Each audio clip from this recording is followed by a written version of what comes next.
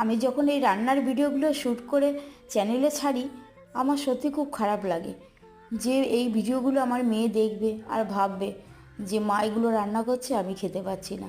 কিন্তু কি করব বলো, ও তো বিয়ে হয়ে শ্বশুরবাড়িতে চলে গেছে, ও তো আমার কাছে নেই। তাই ভাবি যখন ও আসবে তখন ওকে সব কিছু একটা একটা করে করে খাওয়াবো। কিন্তু ও এত কম সময় থাকে, যার জন্য ওকে আর সেই রকমভাবে কিছু করে খাওয়ানো হয় না। এবার ও প্রায় বেশ কিছু দিনের ছুটি নিয়ে এসেছে বাড়িতে থাকবে বলে। তা ও যখন শ্বশুরবাড়ি থেকে বাড়ি এলো, আমি ওকে বললাম, কী রে, কী খাবি বল, তোর বাবা তো বাজারে যাবে, তুই কী খাবি বল। তো আমায় বললো, মা একটু বড় চিংড়ি পেলে বাবাকে আনতে বলো তো। তা হাজব্যান্ডকে বললাম, কী গো, বাজারে যাচ্ছে যখন একটু বড় চিংড়ি নিয়ে এসো, এই চিংড়িগুলো দিয়ে ওকে একটু দই চিংড়ি করে দেবো, ও দই চিংড়ি খেতে খুব ইচ্ছা করছে। তা হাজব্যান্ড বাজার থেকে চিংড়ি মাছ নিয়ে এলো, আমি সব কিছু দিয়ে রেডি করে দই চিংড়িটি করে নিয়েছি। আর মেয়েকে যখন খেতে দিয়েছি, মেয়ে খেয়ে বলছে, মা চিংড়ি মাছটা দারুণ হয়েছে।